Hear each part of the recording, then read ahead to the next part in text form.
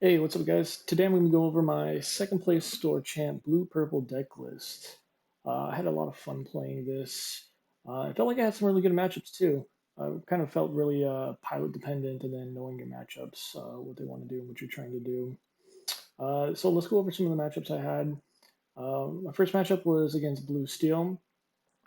Um, that one was kind of easy because he ramped and inked his whole hand, and he didn't really draw into any Hurons, and I was just able to pretty much out value him with hand size, and eventually win.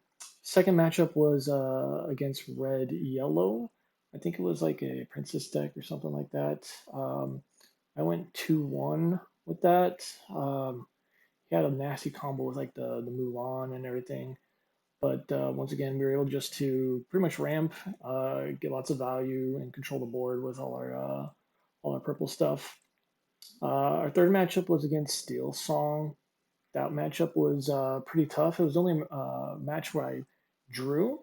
So the first round, the first game, I I lost.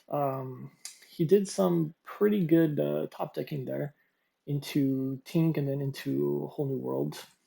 The second game, I actually won. It went to time, and on the last turn was my turn, and then I was able to use Goat and Mims to bounce my way all the way to 20.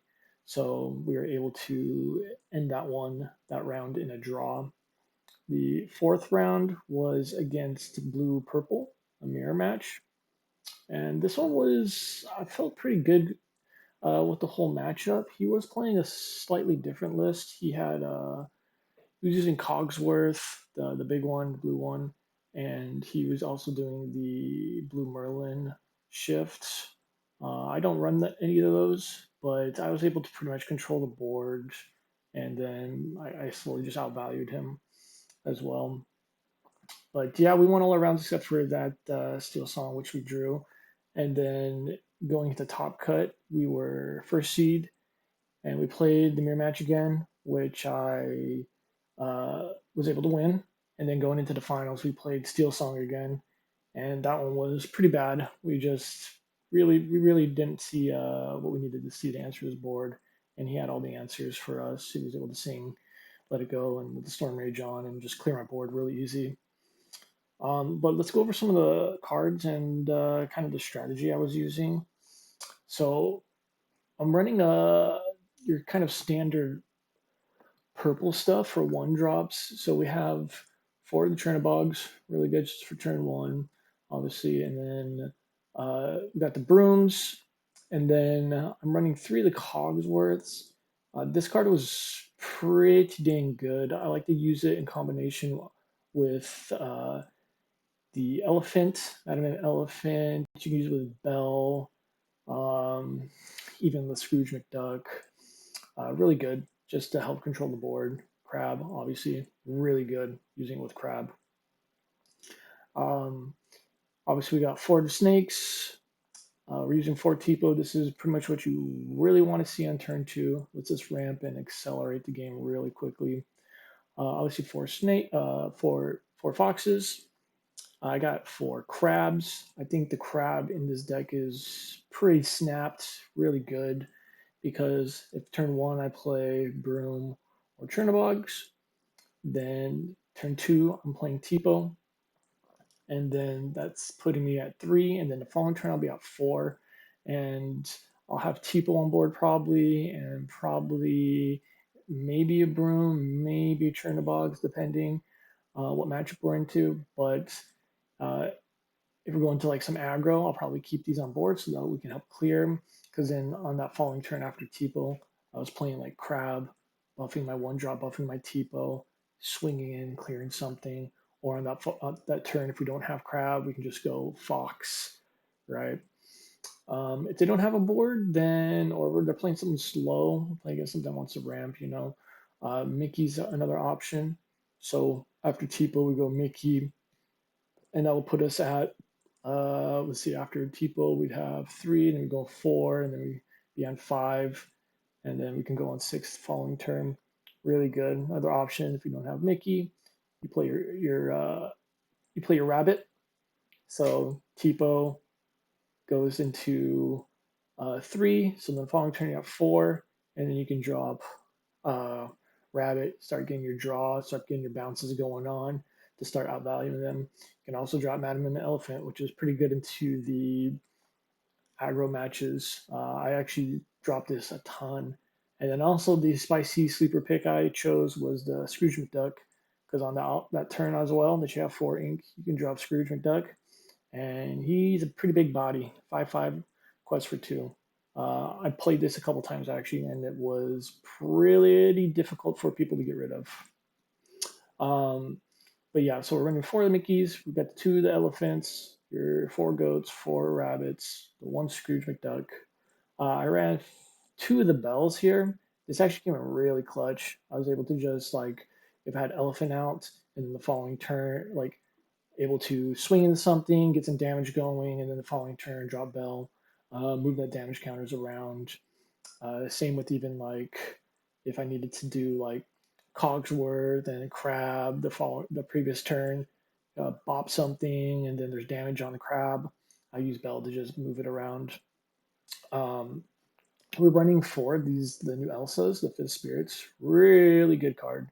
Obviously into all of our like evasives, Diablos and whatnot. Um, Incredible card. You know, you just tap something down, whatever you have on board, then you can just swing everything into it, swing this into it. Um, Probably the MVP of the deck, I would say. We're also running to the Donald Ducks, just another ramper, and it's pretty good size body and quest for 2, right? I'm running 2 Cuscos just for the mirror match. Kind of have to see that.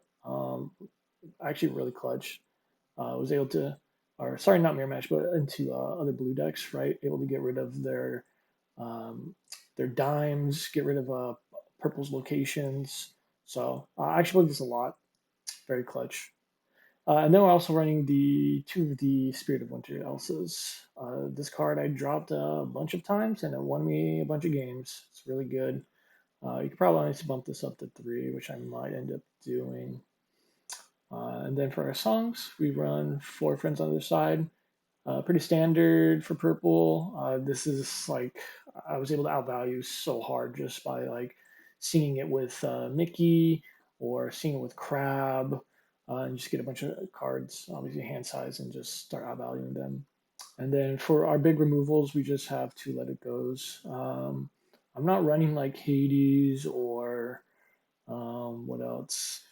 Or Isma, but the Let It Goes came in came clutch as well. Maybe bump it up to 3, or if you wanted to play Hades, you can do that as well. But I was kind of going with like little budget builds here, and it actually worked out pretty well. I really enjoyed it. Like basically the strategy I used was use blue to ramp, and then just have a bunch of ink to do all the purple stuff. And like I said, with that Steel Song matchup, I was able to basically bounce my way. I think I was at like 15, and I was able to bounce my way all the way to 20 because I had so much ink. But yeah, this is my deck list I used. Like I said, I was kind of going for a budget build. I know there's other stuff you can put in here to make it a little bit better, but I'm working on budget here.